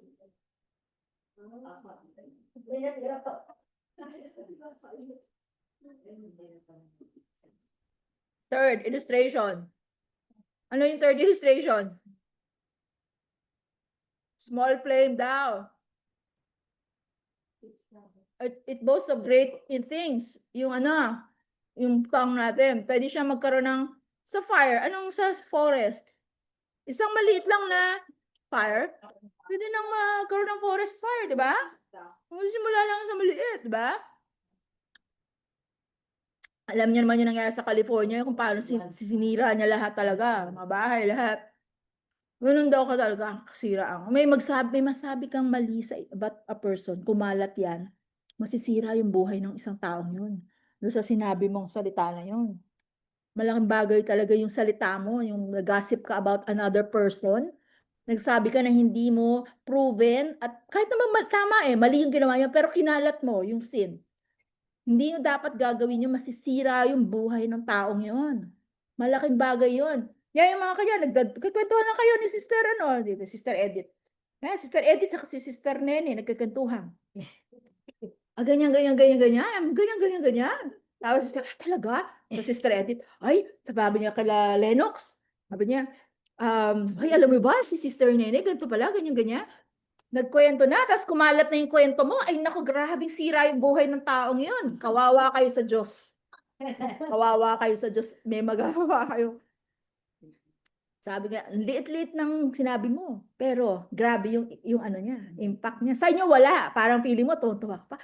May nasabi akong juicy na tuwa si kinimento ko sa kanya yun, no? Tignan mo, talagang happy-happy kayo nagkikwentuhan. Yung pala, sinira niyo na yung buhay ng isang tao. Napahiya ako. Siyempre, di mo alam ang mangyayari sa kanya. Nagka-mental, siya, dahil sa naririnig niya pinagchichismisan siya. Kasi sa church, nangyayari yun. Marami sa higher nga, nangyayari yun. Dito, nangyayari yun. Kwento-kwento lang, maliliit na akala mo ba ganyan? Naniwala ka na. Alam naman natin yung turo sa gossip, di ba? Naniwala ka, hindi mo nga na-prove. Akala mo yung kausap mo, si Diana, reliable yan. Yan ang queen of chismis. Alam niya yung mga yan, totoo lahat, nagkakatotoo. Pero hindi mo alam kung ang basis ba niya lang niya, ang tingin lang pala niya sa tao, ganito, tapos sinabi na sa'yo, hindi totoo yun, yung pala, perception lang ng tao yun, hindi pala totoo. May chismis kasi sinabi, ito mag-boyfriend. Talaga mag-boyfriend, tapos kalat mo na, mag-boyfriend. Diba? Hindi ganon. Dapat huwag kayo makikinig kasi nga, pwede masira talaga ang isang tao dahil sa ganon. Okay, so, maliit na bagay. Ito na, next. Na verse 3, anong pa tawag dito? Ito pa yata yun. Forest kayo ng example. Ito, forest fire daw. Ayan. Nag-cause ng forest fire. Sabi dito, setting the forest on fire, the whole entire course of life, and set on fire by hell. So, every careless word, may careless word ba tayo minsan? Ano yung careless word? Yung sinabi mo lang, di mo pinag-isipan, careless. Paano yung mga gano'n? Sabi, nag-comment ka lang. Si ganyan yan eh. Yung gano'n lang, careless lang, wala lang, comment lang. Pero, yung pala yung kausap mo na tumatak na sa isipan niya, hindi pala papapagkatiwalaan yung taong yun. Kasi may sabi si Sister Malu, sabi ni Sister Malu, ganito yan, hindi daw, tamad pala yan eh. Hindi ko na siya kukunin kahit kailan. Ako, Di ba pala, kahit kailangan mo pala. Ano? May mga tao po na parang sensitive din sa ano nila, sa parang shape ng body. May iba na parang, parang, Oo. sila kasi kung may ganun akong nabasa. Oo, tama. Yung story ko to, that messages asawa iiyak siya. Sabi daw siya ng boss, yun na parang, ay mag-diet at taba-taba ka na. Oh, Parang yeah. sensitive po sila sa mga ganun. Oo, mag-iingat din tayo yung paano natin i-comment yung katawan ng isang person. Yan, sexy naman. Hindi ganyan sexy si ano, Colleen eh. Oo, na-hurt na siya. Dapat careful kayo doon sa mga body image chuchu na ganyan, di ba? Yung, hindi mo nga sinabi na mataba, sinabi mo lang mag-diet. O, hindi ka yata, sabi mo, hindi ka yata nakapag-diet ngayon. O, yun na rin ibig sabihin nun eh. Pinaano mo lang eh, wag tayo magdepende sa laki ng tao. I mean, wala yun eh. Wala naman sa spiritual walk yun eh. Siguro, mas may high blood na siya dahil sobra siya taba o kaya diabetes. Siyempre, doktor na yung magsasabi doon. And encourage mo lang, sabi ba ng doktor mo? Sige, tama yan. Ganun lang. Kung ano yung sinabi sa kanya. Pero wag mo nang parinigan na parang lalo mo pa siya, ano. Hindi mo alam yung may matapatan ka, may taong wala yun. Kahit anong sabihin mo sa kanya, wala, okay lang. Pero may taong, sabi mo nga, sensitive. Pag natapat ka sa taong yun, pwedeng yun ang ikabagsak ng, ano niya, self-image niya. Sabihin si Om. Mama, kung sa akin din, body shaming. Sabi ko ganun, oo. Kasi may body shaming. Sabi ko, hindi ka naman. Siya, concern ako sa ano. Diba? Yung sa health. Naman ng mga tao ngayon eh. Siyempre term ng mundo yan. Body shaming, ginagawa niya na. Sama-sama sabi ko, anak na mapunta, hindi ko naman sinasabi. Ako naman ang tutulong sa gamot mo pag hospital ka. But anyways, ganun nga eh. Pag hindi Christian, ganun talaga. Pero, yun nga lang, totoo naman, may concern ka. Kaya sasabi. Medyo naging extreme na nga eh. Medyo extreme na nga yung ibang tao. Kaya, minsan, dati parang naman sa akin na Sige na nga, hayaan mo na nga sila. Huwag mo na sila pansinin kung tumaba sila. Hindi naman kasalanan kung tumaba sila. Sige, hayaan mo na. Anyways, catastrophic blaze that destroys acres of forest. So, alit-lit lang na no, pero masisira, ano. Sabi nga may sinasabi silang may life words at may death words. Alam niyo yung sabihin ng death word? Yan na naman tong cookie na to. Suicide. Oh, suicide, death. Parang talagang eksakto ka, death. Death word talaga. Nagpakamatay, hindi. Pwedeng na-depress sila doon sa sinabi mo. Anyway, yun na yun. So, meron sinabi dito, a world of unrighteousness. A tongue contains within it the entire wickedness of the fallen world. Every kind of sin is facilitated by speech. Come here. Up. Up. Dito ka lang, ha? So, staining the whole body. So, pwede daw yung sinful speech natin will defile the whole person. Yung buong person, dahil sa salita mo, pwede kang maging madumi sa harapan ng Diyos talaga. Yung pananalita natin. Plus, setting on fire the entire course of life. Anong sabihin daw nun? The tongue can inflame and destroy one's life, relationships, reputation, and destiny. So, yung relationships din natin sa ibang tao, pwedeng masira, reputasyon nila, destiny, pwede rin. Okay, so malaki bagay yun, speech natin. And then, set on fire on hell. Ano sabihin ng set on fire on hell? The ultimate source of evil, destructive speech is hell itself. So, doon daw galing, kay Satan daw yun. When we speak destructively, we are doing the work of, ano sabi dito? Doing his work, Satan's work. So, ina-assist natin si Satan sa work niya. Yun yung work ni Satan, manira, destructive speech. Liar. Satan is a liar and murderer. Liar. So, pag tayo naglalay, ginagawa natin ay nakiki-join in tayo kay Satan. Sabi mo, hindi naman kasalanan, ano naman lying yun, totoo naman yun eh. Pero still, sinisiraan mo pa rin siya, di ba? Lalo na kung lying mismo. If we lie, so pag naglalay tayo, Sino nakakaalam nung lie? Minsan hindi naman ako verify nung tao na lying ginagawa mo eh. Sino nakakaalam nun? Si God hears our speech, knows our thoughts, even before pa natin maisip, even before natin sabihin, alam na ni God lahat. Buong-buo na, wala tayong itago eh. Open, visible kay God lahat ng buhay at isipan natin. Hindi madadissect niya yung laman ng ating utak. Kaya niya yun, ha? Kaya niya, di ba? Kasi minsan pag gumagawa tayo ng sin, anong root cause bakit tayo matapang gumawa ng sin? Parang wala tayong konsyensya kung gumawa tayo ng sin. Bakit? Kala natin walang nakakaalam. Kala natin, bakit lying, di ba? Akala natin, wala lang yon. Yung white lie, ano yung white lie? Minsan pag sinasabi, oh ito, hindi, para makatipid ako. Gugawin ko yung ano, hindi akin tong reseta na to, pero pinangalan ko sa kanya. Lying yun, di ba? O pero, para makatipid lang ako, 20%, sayang. Pero, sino nakakaalam nun? Akala natin wala nakakaalam. Pero totoo lang, alam ni God yun. Gusot ba kay God yun? No, alam niya yun. Akala natin, hindi, mabait naman si God eh. Okay lang yun, Christian naman ako eh. Pwede ba yun? Pagka ganon, paulit-ulit, ano ibig sabihin na lang nun? Nagkakasala tayo ng paulit-ulit, wala tayong pakundangan na nakikita ni God. Pwede ang reason nun, eventually ang reason nun, wala tayong takot sa Diyos. Pag wala kang takot sa Diyos, ano ibig sabihin nun? Kung Christian ka, anong ibig sabihin nun? Wala kang takot sa Diyos. Ayun, pwede yun. Pwede rin yun, tama. Pwede yun. Kaya hindi o talagang backslide ka talaga. Sobra kang backslide. O kaya hindi ka nga talaga Christian. Ako nung una tayo, siguro nung una ako naging Christian, takot ako talaga sa, naku, baka, tama ba to? Tama ba to? Talagang may fear of God eh. Pero alam niyo yung minsan, pag nawawala ka kay God, basta tagal ng panahon, nawawala yung fear of God natin eh. Dapat balik natin yun, yung holiness, holy God siya. Tingin niyo, babait siya, babait naman si God. Papatawarin naman niya ako. Nag-sorry ako mamayang gabi. Ginawa ko to kanina, pero pag uwi ko naman, mag-sorry ako. Pwede ba yun? Wala ka pa rin takot. Kasi nung ginawa mo mismo, hindi mo na inano. Hindi mo na inisip. Ngari, nag-harbor tayo ng bitterness sa isang tao. Anong ibig sabihin nun? Hinahayaan lang natin, bitter tayo. Wala eh. Ginawa niya to eh. Ganito ginawa niya sa akin eh. Pero hinayaan mo siya ng matagal, ilang araw ka ng bitter.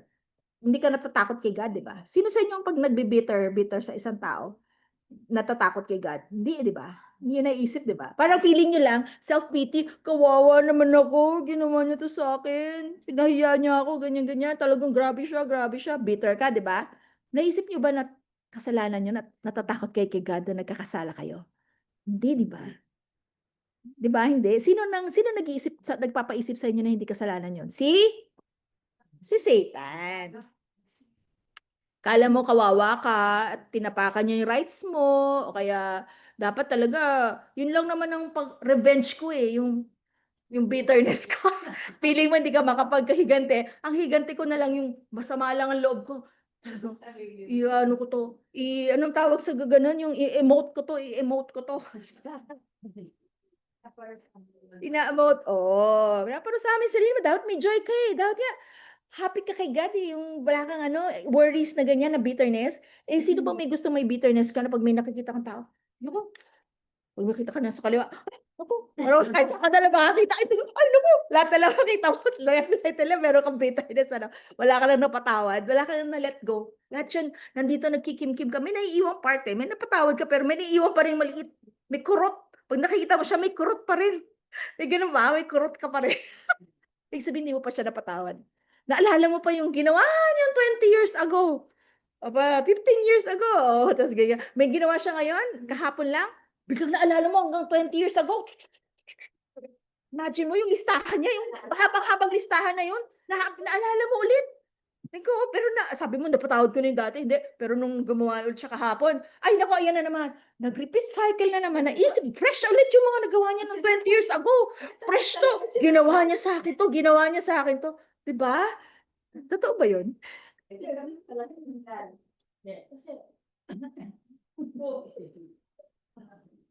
Kung ginawa, intent or ulit pa rin ngayon. Paano yun? Napatawad mo pa rin yung dati. Dapat na eh. Kaya nga, hindi mo na dapat. Trigger ng alala.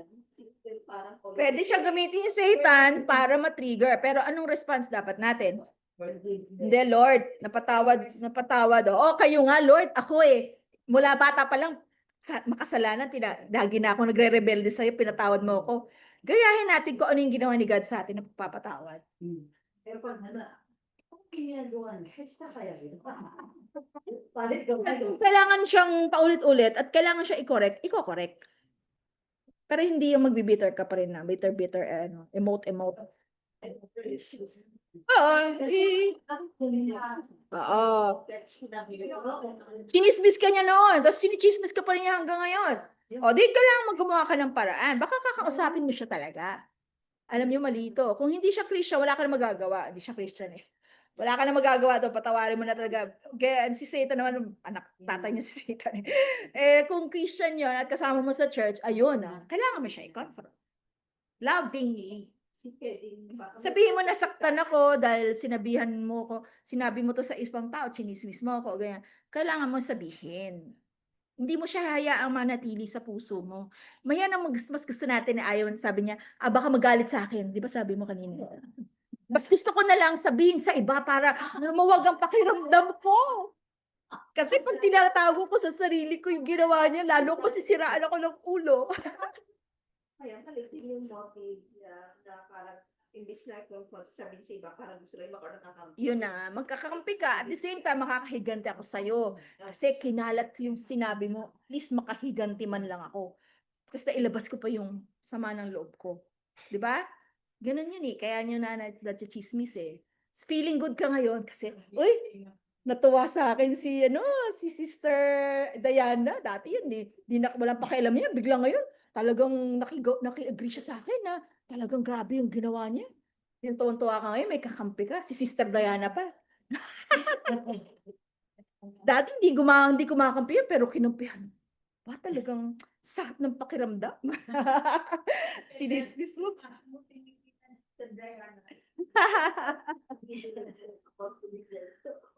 Kaya nga, sobrang si Satan, talagang gustong-gusto niya yan, yung speech, sins of speech, bitterness, root cause, lahat naman ng speech natin sa iba na negative, merong, speech din yun. So, lahat, kaya nga sabi ko nga sa prayer, di ba, prayer ko nga kanina, yung mga blind spots natin. Ano yung blind spot, di ba? Kala natin, hindi natin nakikita eh. Blind spot eh. Yung pala, sin na pala hindi natin nakikita sa life natin. Kaya nga sabi ko sa inyo, mahirap talaga to eh. So pagdating natin doon sa susunod, verse 3, 7 to 8, tama ba yung ano ko? Hindi ko yata na-change. For every kind of bird, sabi doon, for every kind of bird, letter C.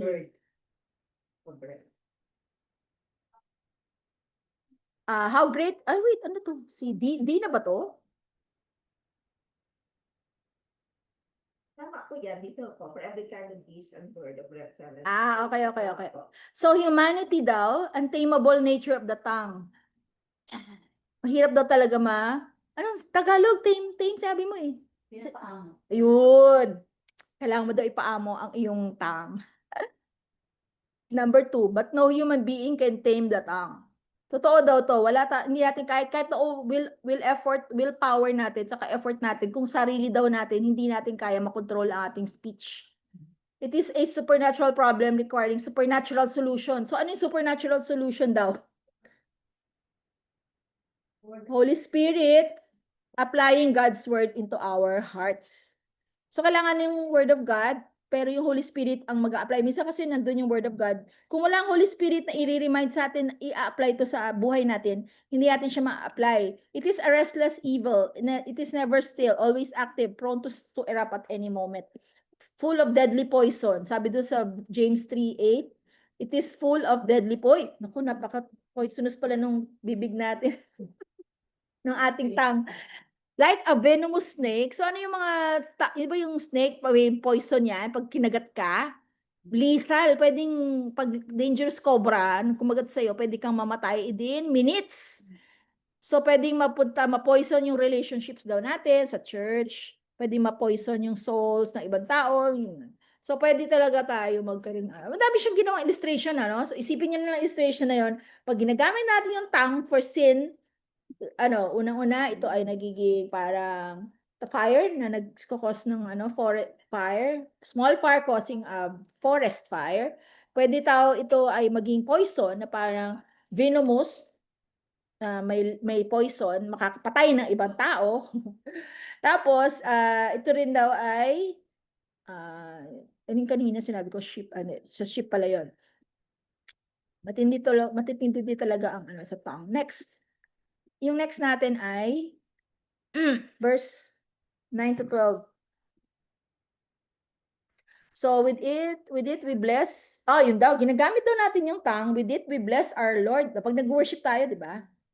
We use it and with it we curse people who are made in the likeness of God. Sinisiraan natin sila pailalim. From the same mouth, totoo lang, come blessing and cursing. Ito lang ang pinagagalingan ng pareho. Madumi at malinis. Madumi at malinis. My sisters, these things ought not to be so. Hindi daw dapat. Does a spring pour forth from the same opening, both fresh and salt water? Di pa pag may malinis sa tubig, spring water, malinis lang yun eh. Hindi pa pwedeng magsama dun yung malinis at madumi. Isa lang ang source nun. Can a fig tree, by brothers, bear olives? Hindi nyo ma-imagine dalawa tayong fig tree. Ang mangga ba na puno, pwede magbunga ng santol. O grapevine, produce figs. O fruit nga daw yun. Neither can a salt pond, so yung salt daw na water, hindi po pwedeng maglabas siya ng fresh water. Yung maalat na tubig, yung galing sa dagat, hindi siya pwedeng maglabas ng fresh water. Ano ibig sabihin na doon? Ang tingin niyo ibig sabihin nun? Hindi yung panghalawin. Tulad ng sa dapat hindi pwede. Dapat yun dapat. Pero ito daw, contradiction talaga. Nagko-contradict. Same tongue used for worship on Sunday is used to gossip, slander, criticize others on Monday, Tuesday, Wednesday, Thursday, Friday, Saturday. May halo. Uy, laki ng halo ni Sister Diana. So, profound hypocrisy. Anong tawag doon? Hypocrisy. Ano ibig sabihin ng Tagalog ng hypocrisy? Hipokrito. Makitang tao. Ano pa? Maskara. Nakamaskara tayo. May maskara tayo. Oops, nakamaskara ako dito pag Sunday. Uy, ganda ng maskara. Joke lang. Pagkalabas ng bahay, pagdating sa bahay, tanggal ang maskara. Yan ay totoo. Medyo mahirap. Dapat talaga may CCTV tayo siguro ngayong week sa bahay natin. Joke. Tingnan natin. Kaya meron tayong, tawag doon, yung bagging machine, bagging device, yung nakarecord yung mga sinasabi natin dito, tapos naririnig ng buong cell natin.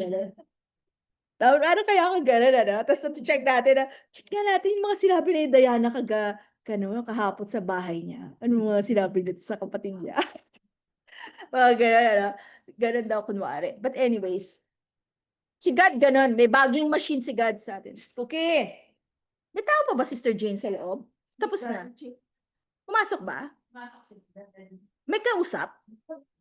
Wala na yata eh. Check mo nga.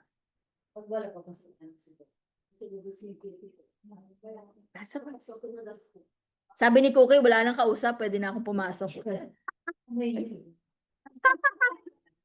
So ito daw, people who are made in the likeness of God, to curse a human being is to curse a divine image bearer. So ano ibig sabihin nun? Gawa daw sa likeness of God yung ibang tao. Brethren natin, ibang tao. We are made in the image of God. Ginawa mo, kinurse mo siya, siniraan mo siya, tapos, ang siniraan mo ay divine image bearer. So that is also dishonoring God. Sabi, these things should not be. Hindi daw dapat ganun na morally, hindi maganda sa isang believer, lalo na. Okay? So, hindi daw dapat yun. So, ito yung mga arguments from nature. Ano daw yung 3 illustrations from nature na ginamit? Spring. Anong batis? Batis ba? Spring? Nakita na kayong batis? Yung totoong malinis na batis? Di ba pwedeng inumin? Halos, oo. Noon, ngayon hindi na masyado. Baka batis na yan galing sa... Yung sobrang taas na bundok, ano? Ang maganda yung galing sa butas. Yeah, oo. So, a single source cannot produce, kung isa lang ang pinanggalingan ng batis na yon, hindi pa pwedeng may fresh and salt water doon. Di ba? So, tapos sabi dito, yung ano daw, yung tree. Ayun, tree. Second illustration, yung tree. Fig tree or mango tree can only produce mango. Yung apple tree can only produce apples. Its nature determines its fruit. So, kung ano yung yung anong klaseng puno yun, yung nasa loob, yung ano talaga nun, yun ang nagde-determine kung ano ang fruit niya. Tapos, pangatlo, vine. A grapevine produces, may vine ba to? May grapevine pala produce figs. Only produce grapes. So, ano daw ibig sabihin nun? Anong application nun? Binigay ko na yung answer. Kung ano lang ang lumalabas sa bibig natin, galing sa puso. So, pag may lumalabas sa atin, hindi natin lang pipigilan yung bibig natin. Hindi ganon. Anong solution talaga doon? Ay, galit ako. Pipigilan ko lang yung bibig ko, hindi na ako magsasalita. Okay na ako. Hindi. Anong solution doon? Yung pinanggalingan ng galit, which is sa ating puso. Lord, bakit ba ako galit? Bakit ako pumuputok ang aking kalooban ngayon? Baka ako ay galit dahil tapakan ng pride ko. Galit ako dahil may rights ako na wala naman talaga tayong rights, tutuusin, puro awa lang ang binigay sa atin ni God. Hindi tayo deserving anything good, kung tutuusin. Dapat nga hell tayo eh. Dapat hell tayo eh. So, ano pang ini-insist natin? Bakit tayo galit? Bakit tayo nagalit this week? Pakialala nga. Ano mga reason bakit tayo nagalit? Takot ako sa masira yung kotse. Masyadong materialistic. Ano pa? Hindi nasunod ang gusto. Yung gusto mo kasi ikaw lagi nasusunod. So, nasira yun. O yung ayos na gusto mo, na style, hindi nasunod. Yung style mo, yung plano mo, yung pinagplanuhan mo ng buong gabi, hindi nasunod. Kulukot. Self yun eh, self, di ba? Yung self mo, hindi nasunod yung sarili mo. Selfishness, di ba?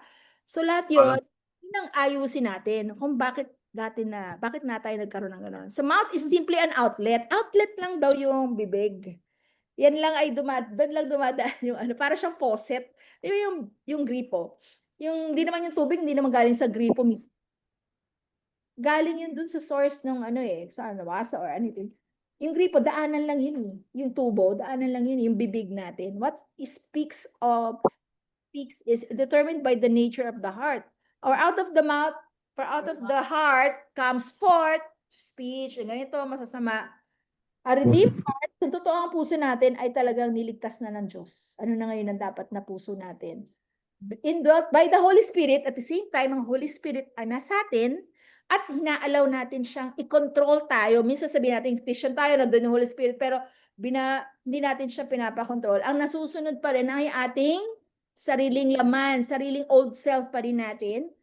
Wala rin, wala. So, kailangan ng Holy Spirit ang nagko-control sa atin. Should not consistently, ibig sabihin, magko-produce to ng hindi dapat masama, kundi fresh water dapat. So, a pattern of sinful speech, pag may pattern tayo, tingnan ninyo, ano yung pattern ng speech natin na sinful? Lying ba? Sunod-sunod ba tayo naglalay lagi? Or once a week? Three times a week?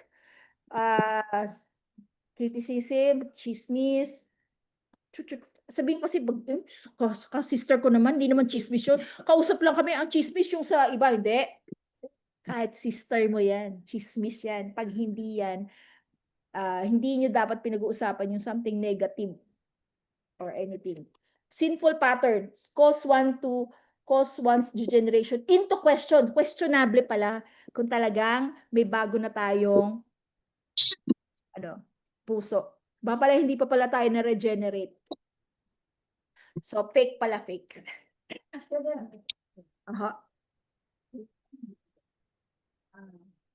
Yung sabi mo, kasi hindi gusto nila gusto mo. Kasi, pinag-aralan mo, gabi pa lang. Kasi maganda yung plano mo. Tapos, piling ko pa, nang walang plano pa rin. Basta, Pinag-release na yung time na yun. Parang hindi niya pinag-aralan. Oo, kung nangyari yun, inalaw ni God yun. Bakit? So anong sabihin pag inalaw ni God na mangyari yun? May nag-interrupt sa inyo, pinaghirapan ninyo na-interrupt kayo. So, Bakit inalaw ni God yun? Para makita ang heart ninyo kung oo, kung ang heart, yung 3 trees, naalala yung 3 trees? Hit yun eh, hit. Hindi niya inaasahan yun, pinagplanuhan yung buong gabi, hindi kayo natulog, talagang bugs talaga kayo ganyan, no?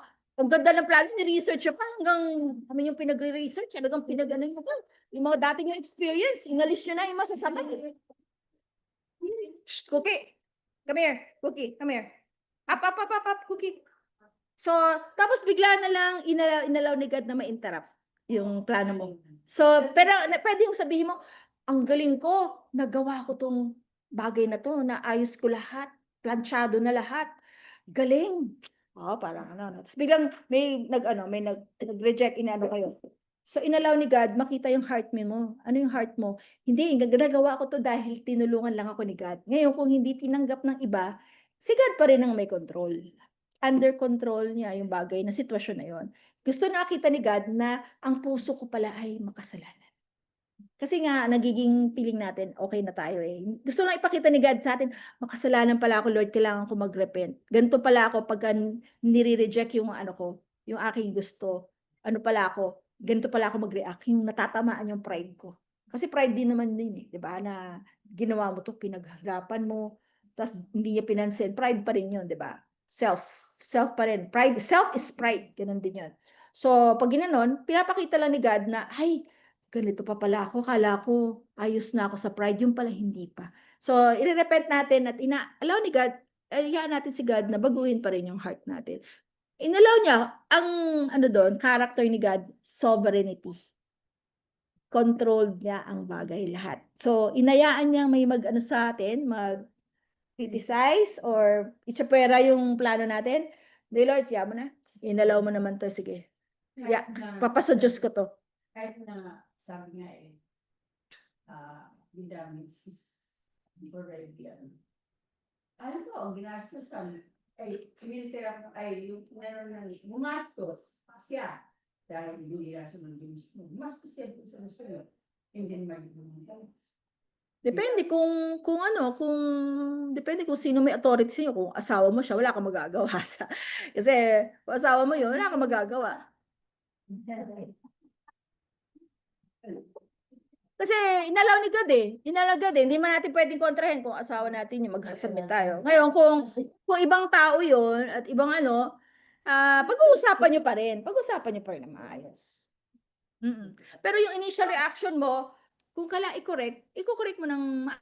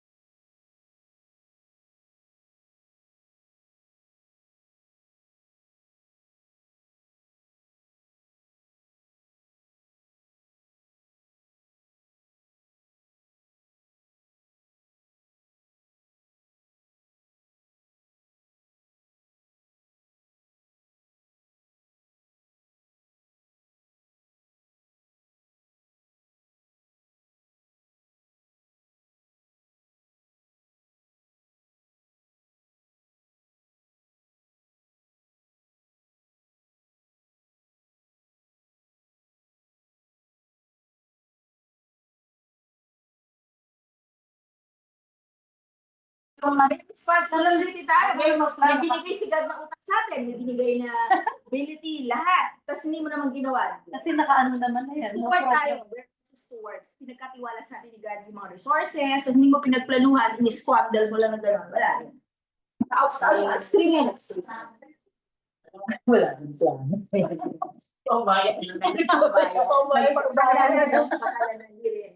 Wala na kung ano kay God, work ni God doon, hindi rin maganda. Kaya sa family natin, magpaplano mo sa pamilya mo, sa anak mo. Plano mo pala, ito yung ano pala, kami 3 years. Lagi lang pinag-gusto ko parang natin 3 years. Wala naman pwede mo sabihin, bahala na, kung saan na siya makapasok, bahala na siya. Yun nga, di ba, minsan may ganun ba? Hindi, kasi ako, piling ko, may magagawa ako for him, tulungan siya sa ganitong gusto niya. Mahirap yung science na gusto niya. So daw niya, saan gusto niya mag-medicine daw. At anong isip, talaga ba kaya ko talaga medicine? Hindi yun lang daw gusto niya, pero hindi mo kaya eh. Hindi pwede mo kaya. Kasi hindi ko marunong para, di ba mga grades ko mga Ito si Edith, namatay na kasi siya. pero pwede kong gawa ng paraan. Sabi ko, tutulungan kita mag-review. Tutulungan kita para mag-aral ng maayos. Kasi ang hirap ng exam. Ito yung binigay ng teacher, pero pag binigay ko yung exam, ay grabe hirap. Yung mga tinatanong ng teacher, ay di James, kailangan talaga matuto ka mag-aral. Tutulungan kita ganyan. Hanggang kaya ko, pero pagka nakapasok na siya ng college, hindi siya nakapasok sa gusto niya. Sige, okay lang. Hindi natin, isa sa Diyos, pero gagawin ko yung part ko. Yung part Kasi nga, ko. Hanggang kaya ko. Pero pag sabi wala nga- na, na-determine na ko ano yung ano niya, pack niya, nakapag-exam na siya, dito siya pumasa. O di sige, tapos na. Bahala na si God. Tayo naman ang gumagawa ng plano, pero siya naman ang Yun, pala. Ayun. Yun pala eh. Yun, kaya nga, your part, God will do the rest. Yung pinatanong ko, parang sa iba na, oh, eh bakit magpaplano pa eh, di ba? Sige, sige. Ayun. Kailangan ng plano kasi pag yun ni Lord, lahat is mayroon ka na kahit sa plano. Plan. Always. So, let's pray. Pakitapos nyo naman yung mga questionnaire ninyo. Naalala niyo yung questions Assignment? na, di ba? Oo. Di ba, mayroon pa diyang part na hindi ko pa nasagot-sagotan sa ano.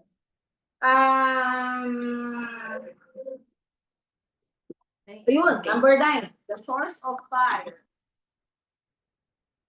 Yung kaninang sa ano dito?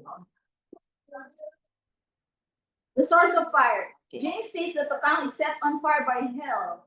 When you engage in destructive speech, Alexander, kasi bitter criticism, do you pause to consider the spiritual forces? Eh, kung sabihin mo, si Satan nata may hand dito sa mga iniisip ko. Alas, i-reject ninyo at saka pag-pray ninyo, napapalitan to ng bago. Hindi pa pwedeng put off, tapos wala kayong ilalagay, ipapalit na bago.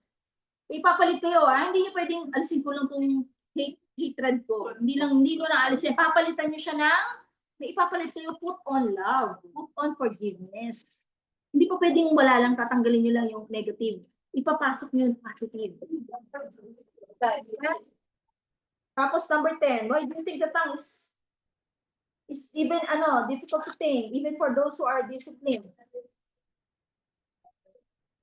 Diet exercise. Oo, hindi ka nakakapag-diet, may disiplinado sa work, disiplinado sa exercise, diet. Sister Bioli, disiplinado sa diet yan. Pero bakit yung tang hirap? Kasi si Satan, gusto niya talaga tayo bumagsak dyan. Saka yung simple nature talaga natin, ayaw natin na patawad, ayaw natin na, puro self gusto natin i-promote lagi sa why does James emphasize that this problem is beyond human ability? This is beyond. Hindi nyo pa pwede i-control yung speech nyo on your own. Sige, pagpasok ko naman ito. Tahimik lang ako. Ginipar ko yung bibig ko. Yung heart talaga, ang Holy Spirit ang makakapag-change talaga ng hearts natin. Pero kailangan maging humble tayo. Kasi pag hindi natin inamin wala eh. Pag hindi natin inamin na may problem tayo sa heart na lumalabas sa speech, hindi tayo magkakaroon ng solution at all. Tsaka yung spring of your heart. So lahat yung galing sa atin. Mayroon ako isang last na slide ko kasi yung book ni hindi ko pala na yung book na War of Words. Doon nakikita doon yung root cause daw ng everything that we do sa speech is sa heart. Kaya dapat talaga ay lagi nating papasearch. Search me, O God, and know my heart. So, every minute, Lord, ano ba nung reason bakit ko nang sabi? Lord, bakit ko na nagawa? Bakit ko siya nahampas? Bakit ko siya nasabihan ng ganito? Siguro yung heart ko may mali. patawarin na po ako sa heart ko. Yun yun. Ha? Heart talaga. Heart, everything is from the heart. Hindi na tayo pa nagpo-picture, ha? Guard your heart. Small heart. Small. Guard your heart. Dahil yung isa maitim na, lagyan mo ng black. There, black tayo. Sige, Lord. Let's pray. Lord, we're thankful for this afternoon. Medyo marami po itong laman aming pag-aralan. Nawa, Lord, lahat ng gagawin, sinasabi namin, ipapasearch po namin sa inyo, sa Holy Spirit, para mabago mo po ang aming pag-iisip. At yun nga po, pag kami ay kinokorek, napakahirap po talaga tanggapin ang correction. Isang bagay pa nun ay pagka yung kami po ay yung accountability, ayaw namin nagpapa-accountable sa iba dahil ayaw din namin na masasabihan kami, mako-correct. So we pray, Lord, na mag-heart kami na ready to be accountable, ready to be corrected, Lord. Kasi alam namin kasalanan po ang aming puso. Meron po kami mga blind spots na hindi namin nakikita sa aming buhay. Yung pala ito ay sin. Pero we need each other, Lord, para mag-remind sa bawat isa. Thankful po kami sa afternoon na to. In Christ's name we pray. Amen. Yes. So, yun nga, in the end, accountability is, meron akong ano dyan, meron last part dyan, accountability partner. So, meron tayong pag-pray dito sa cell or sa cell nila, so, di ba, na accountability partner. Pwede nyo pagsabihan, correct mo ko. O kaya asawa ninyo, correct mo ko. Kaya pala, Sister Edith, accountability partner. Ba't merong ano yung case? Yeah. May bayan. Sampal po na. Nag-fight. Nag-bike! Nag-bike pa siya talaga. Hindi na to. Exercise. Nagtatry lang. Nag-bike. Pababa na. Nung pababa na siya, sumapit daw pa. Pababa ng bag. Ayun. Siyempre, sa UP nun. Siya Hindi naman. na ako nag-bike ako. Pababa ng bike. Pero yung accountability partner is next Sunday, last meeting na natin sa December. 23. O kasi wala na tayo daw na Anniversary na yun. Susunod. Cell Christmas party na. So, gusto nyo lang, magkaroon tayo ng small, hindi ko alam. Yung cell natin. Hindi, short So- exhortation lang on Christmas. Tapos, hindi ko alam kung gusto nyo lang Yung sumupaya, ano po. pairing. Kasi the Holy Ball Month, wala tayong hanggang second week of January, walang sale. So parang accountability partner din tayo. For me, kasi minsan sa Opo, talaga, pwede kami po pwede po. Pwede tayo. Yung bawa sama natin po sila. Kami Okay, sis Malo, halimbawa. May golden splendor. Ribbon. Accountability, Kasi minsan, Sister Ribbon. Yes. Hindi na nagbabasa. Pupunta pa ba ako dyan? Prayer report.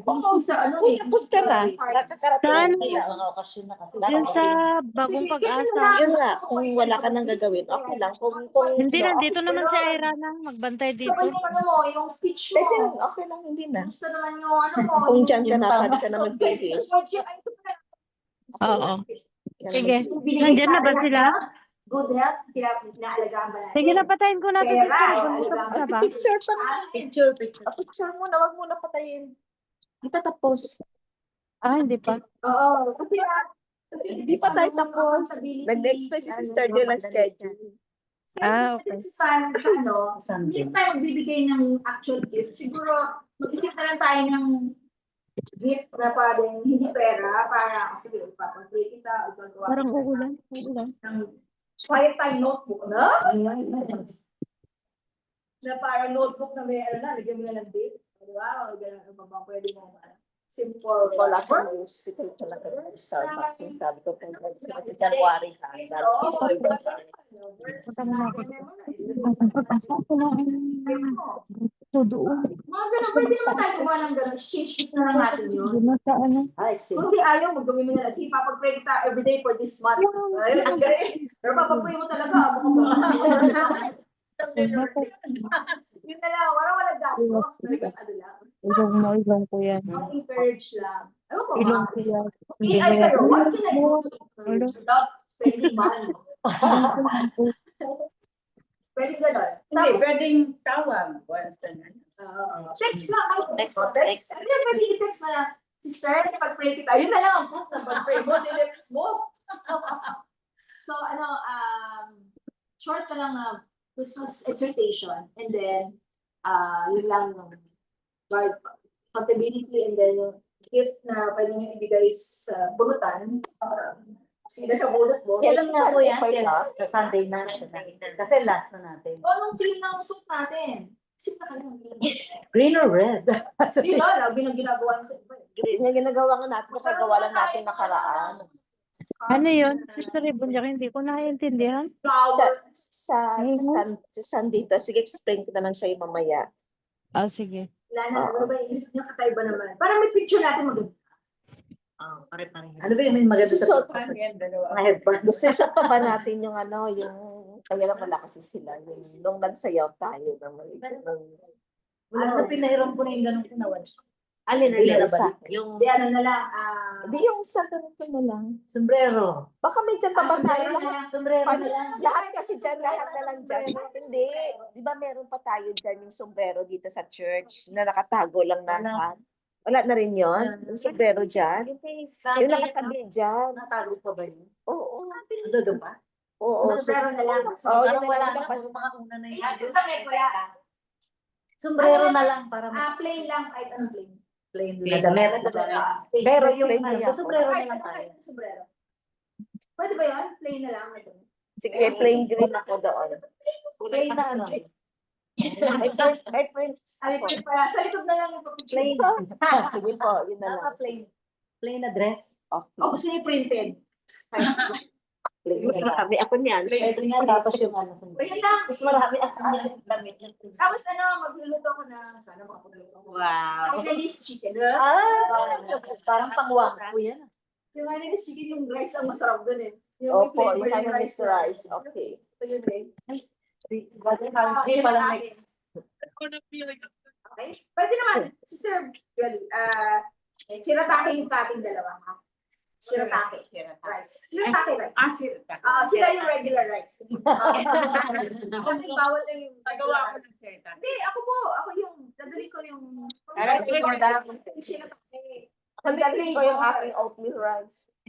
Kayo, yung regular rice lang. May flavor kasi yun yung Hainanese. Masarap yung hainanese chicken. Nakatikim na ako. Kami yung kakatama. Basta. Hainanese rice. Hainanese rice. Hindi, Hainanese rice daw. Ayan. Ayos ka. Picture muna tayo. Mag-share tayo kay Jane. Ay, pala. Pwede mo kami picturean. Ikaw na lang ng pwede. Wax, si edit picture ha. Huwag mo na ibaba. Ay, kayo ng cellphone. Kasi itaasan ko kay sis edit. I-zoom ko. Ayan. Dahan mo. Kita pa sa picture si sis edit. Kita siya. Yan. 1, 2. Ay, wait, kasi. Silip lang, silip. Hindi. Kamay lang, kamay. Hindi. Ay, ako naman hindi nakita.